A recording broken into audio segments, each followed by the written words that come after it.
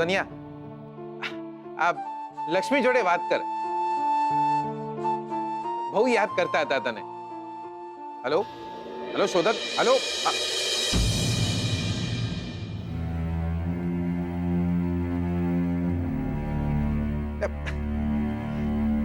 Phone કપાઈ ગયો દિયોર.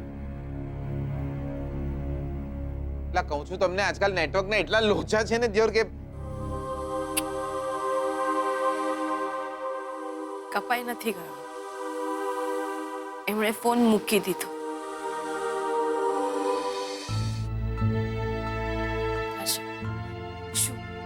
શું કહ્યું? શું એમણે?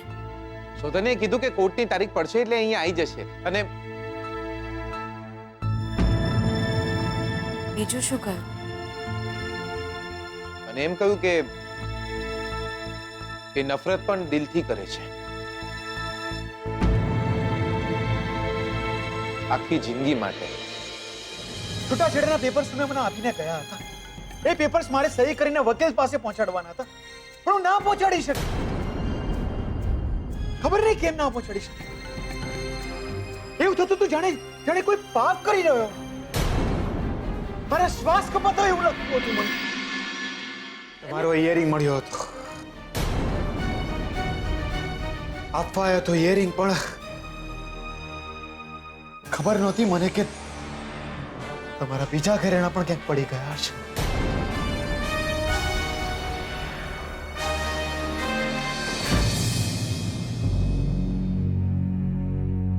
જોયો મેં શીખલા, સમજો છો, સગાઈ થઈ ગઈ છે, લગ્ન થવાના છે, સમજો છો. બસ એક ભૂલ થઈ તમારાથી.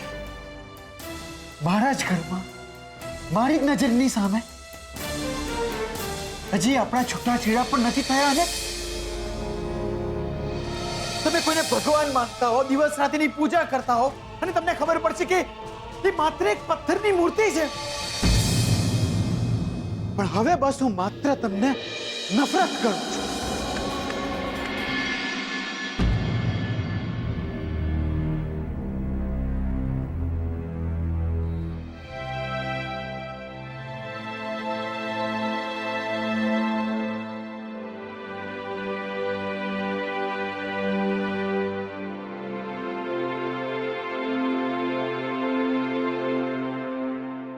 કેમ આટલું મોડું થયું? મમ્મા, સ્વીટુ મને ક્યારેય એના પતિ વિશે કંઈ જ નથી કહ્યું. આજે મેં પેલા વકીલને જોયા જે સ્વીટુના ડિવોર્સ કરાવી રહ્યા છે. એમને તો ખબર જ હશે ને કે સ્વીટુનો પતિ કોણ છે. હા, બસ સ્વીટુના છૂટાછેડા હવે જલ્દી થઈ જાય તો સારું. થઈ જશે, છૂટાછેડા થઈ જશે. મમ્મા, આઈ મીન છૂટાછેડા થઈ જશે ને બેટા. એનો પતિ એને છૂટાછેડા આપી દેશે. હા, તું કહેવા શું માંગે છે? હું તને હંમેશા કહેતી હતી ને કે આ છોકરીથી દૂર રહેજે. આ છોકરી બહુ ભેદી છે. જે 11 કરોડની વારસદાર હોય એ બીજાના ઘરમાં ઘરકામ શું કામ કરે? શું? સ્વીટુ 11 કરોડની વારસદાર છે? છે નહીં, હતી. મમ્મા, એટલે જ હું તને હંમેશા કહેતી હતી કે તું આ છોકરીથી દૂર રહેજે.